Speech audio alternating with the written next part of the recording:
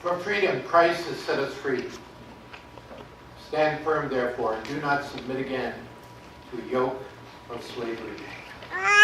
Those are the words of the Apostle Paul to the community of Christians that was growing up in Asia Minor in a region called Galatia. They were faced with a very important time in which their freedom was at stake. Freedom for us is always something that's very precious. As Americans, we value freedom, and we talk a lot about freedom, especially at this time of the year as we get ready to celebrate Independence Day in just a few more days. Freedom is a precious gift from God. It's part of our Christian heritage in this country. And it's something that we value very much because it is rooted in the heart of the gospel itself. Now, freedom is something that is a very important thing in other parts of the world as well. There are many people who are unable to enjoy the gifts of freedom that we have in our country that we sometimes even take for granted. And there are people who are living under tremendous oppression and enslavement at the hands of others who abuse their power. We heard a lot about freedom this week over on the other side of the ocean from the United Kingdom when the people of the United Kingdom voted to leave the common market. Many of the people who were in favor of leaving the common market made a big deal about that, saying that they're finally becoming free as a nation once more. And some even called it Independence Day. Now, I'm not a prophet. I don't know whether it was a good decision or a bad decision in the end. But I do understand that longing that people have to be free from the restrictions that other people will place upon them, in which they try to control their lives and prevent them from doing what they believe is important to do. That same kind of freedom is at the very heart of the gospel, as I said, and it's there from the very beginning of our Christian experience. And for that Christian community that was growing up in Galatia, it was an especially important gift. But they were challenged in those days because they were going through an identity crisis as a community of believers.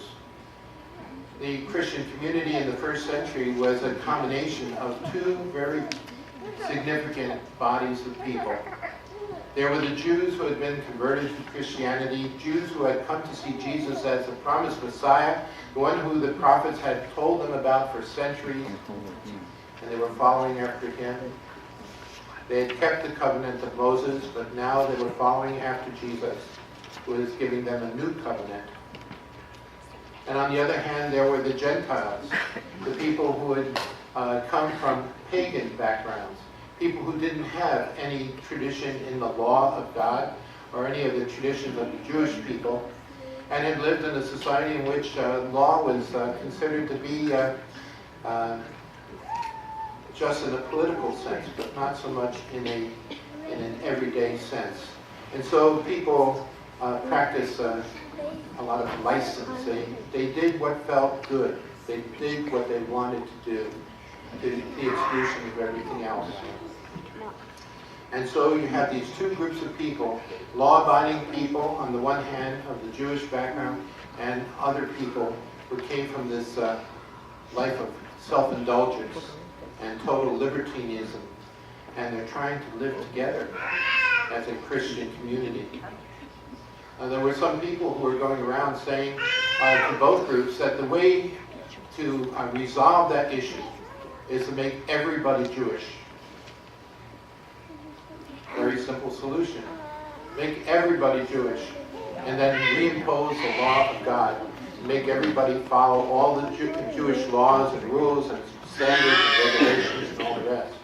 But that was a very perilous way, because that way was very controlling and very constricting and created a lot of difficulty for a lot of people, Jews and Gentiles alike.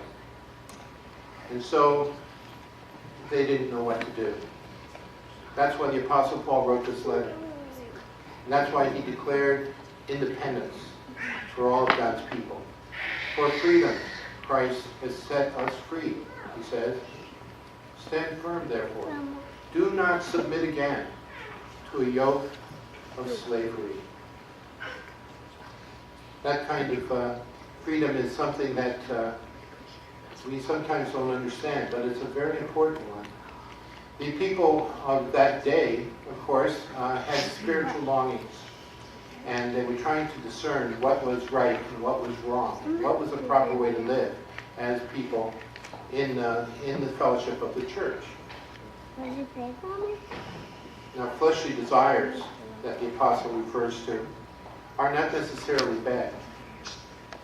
If you think about it for a minute, when people are longing for intimacy with other people, personal relationship with other people whom they love, how easily that can be diverted into a form of immoral behavior. Or people who are longing for a fellowship with God, who want to know the divine and experience God's presence and power in their lives, how easily that can be diverted into a destructive form of idolatry and sorcery. And people who are looking for joy in life, who want to be happy people living their lives, how easily that too can be diverted into a life of carousing and drunkenness, in our own generation into very dangerous drug abuse and so on. We need to have freedom, but we also need to have an understanding of what it means to live in this world. And so the answer from the Apostle Paul's point of view is very simply this: to walk by the Spirit and do not gratify the desires of the flesh.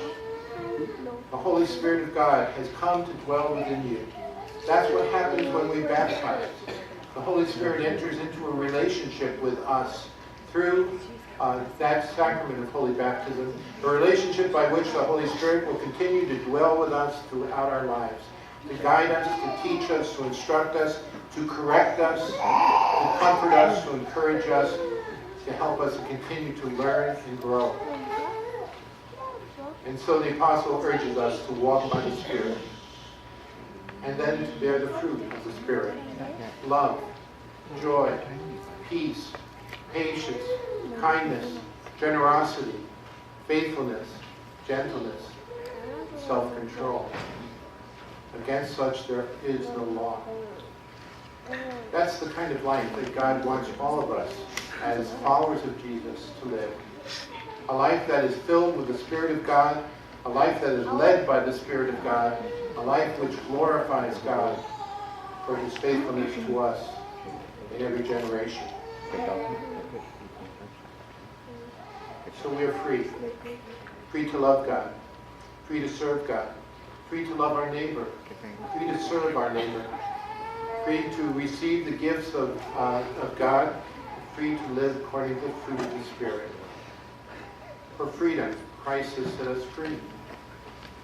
So let us live in that freedom. Let us allow that Spirit of God dwelling within us to continually regenerate within us the gift of life, so that we may be a gift of life to other people as well. For freedom, Christ has set us free. Stand firm. Do not submit to yoke of slavery.